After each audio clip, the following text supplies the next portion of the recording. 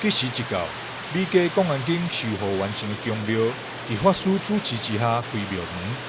经过23天，伫王爷顶立的神尊将伊转来到庙内安坐。这个受益府城的宗教圣事，伫市长黄伟哲、刘伟丹廷辉、林俊宪、前内政部长于正宪、议员陈义丁、谢荣介、议员参选人蔡宗豪、公安警董事长叶炳南等人，共同为修复完成公安警甲变。2、1，枪到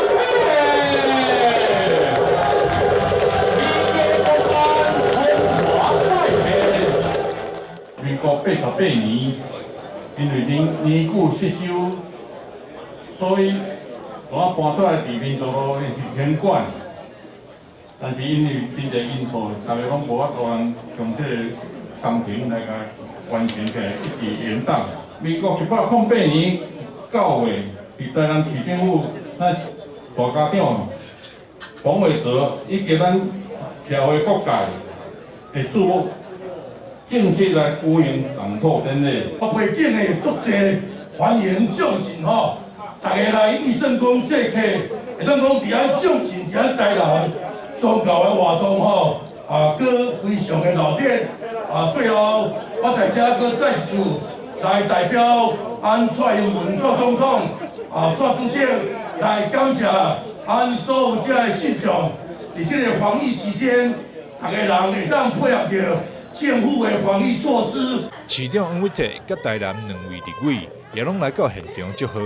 今仔日会使讲非常的殊胜，非常的荣幸，公安宫第有千岁入伙安坐圣台大典，大家咱的信众大家组织伫遮，唯的目的就是祈求咱国泰民安、风调雨顺，台南市气温从容，上重要疫情会当早日退散。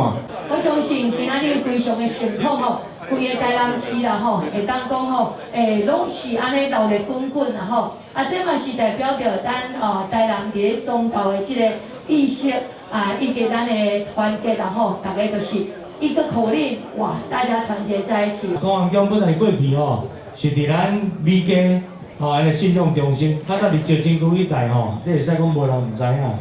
那王爷总是伫外口吼，安尼借人的所在，安尼借3、4场，今仔吼。咱甲起新厝，欢喜请王爷倒转来家己的所在。庙方选定粮食节日立好安坐，这是一场受益府城宗教圣事。